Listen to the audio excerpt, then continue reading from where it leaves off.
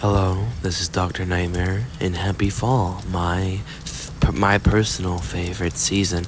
What is your favorite season? Please let me know in the comments.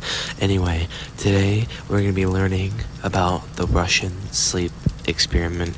Now, this story is a creepypasta, so it is made up. So, please don't get scared. It's just a story anyway. Now, shall we get into the Halloween spirit? Good.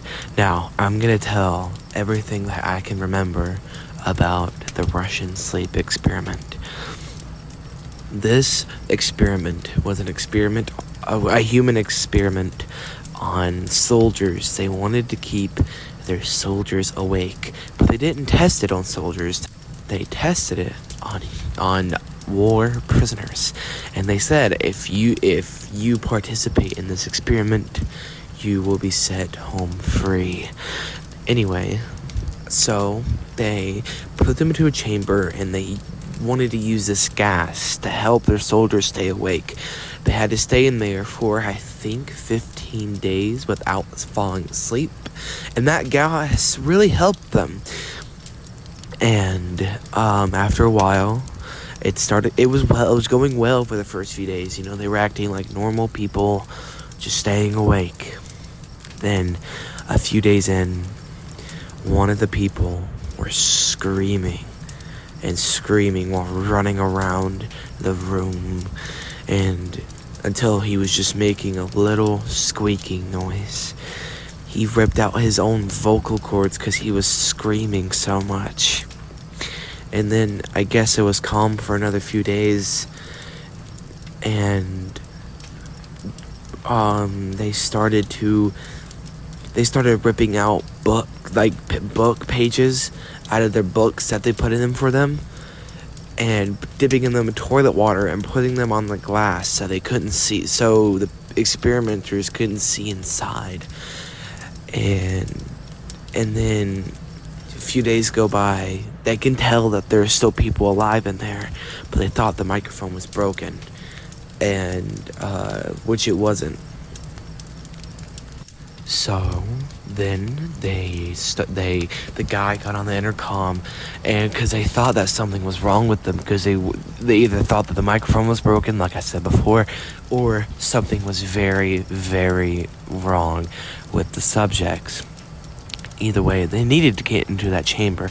So one of the guys that were experimenting went on to the intercom and said, "Hey, we need to get into a chamber. We need all of you to lay down on the floor and comply. And if you comply, I want if you guys go home free." And then a person came on the intercom and said, "We don't want to go home free."